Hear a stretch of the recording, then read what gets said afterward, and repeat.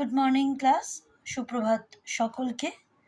আজ আমরা যে বিষয়টি আলোচনা করব সেটা অলরেডি আমরা আমাদের ক্লাসে আলোচনা করে ফেলেছি, তবুও আজকে আমরা পুনরায় সেই বিষয়টি আরেকবার আলোচনা করে নিচ্ছি।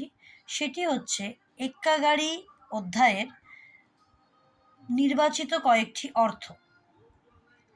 এক্কাগাড়ি অধ্যায়ে নির্বাচিত কয়েকটি অর্থ আমরা অলরেডি আগের ক্লাসে পড়েছি।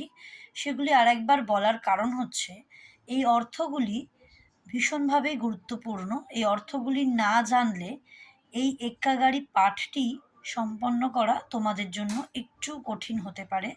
তাই এই 6টি অর্থ আমি আরেকবার তোমাদেরকে বলে দিচ্ছি। এক্কাগাড়ি, এক্কাগাড়ি মানে ঘোড়ার গাড়ি।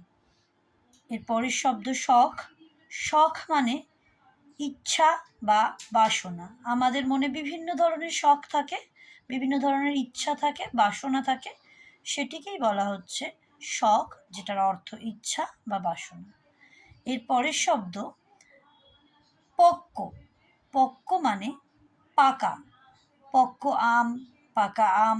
এই গল্পে তোমাদের আছে গাড়োয়ানের পক্ক কেশ, অর্থাৎ গাড়োয়ানের চুলটা পেকে গেছে। কেশ, কেশ মানে এক্ষুনি বললাম চুল।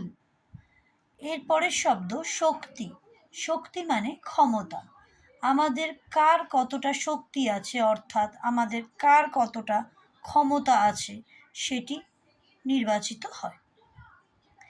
এবং শেষ শব্দ গাড়োয়ান, গাড়োয়ান হলেন ঘোড়ার গাড়ি যিনি চালনা করেন, অর্থাৎ যিনি চালান, তিনিই হলেন গাড়োয়ান। এই গল্পে এই গাড়োয়ান শব্দটি তোমরা বহুবার ব্যবহৃত হতে দেখবে। তাই এই 6টি শব্দ ভীষণভাবেই গুরুত্বপূর্ণ। তোমরা ভালোভাবেই শব্দগুলিকে অধ্যয়ন করবে।